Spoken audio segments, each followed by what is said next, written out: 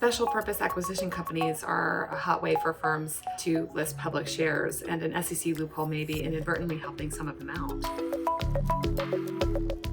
SPACs, as they are known, are pools of cash raised from public investors with the intention of later buying a company.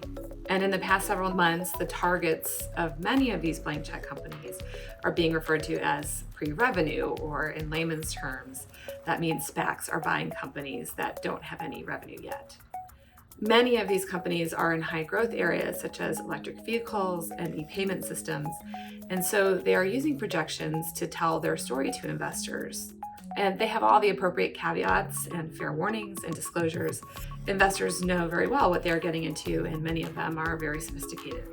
But it differs from traditional initial public offerings, where companies not only have a strong track record of booking revenue typically, but they are also very apprehensive to say anything about their futures.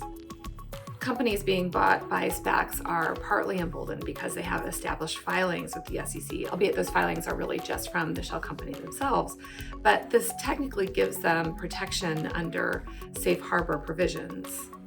These provisions allow for executives to make forward-looking statements about their company, so long as they're making them to investors in good faith. But they're really only protected if they have this established record of filings with the SEC.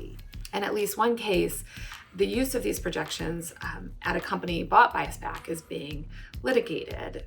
So the technicality could come under scrutiny later, but for now, companies being bought by SPACs are letting the projections fly.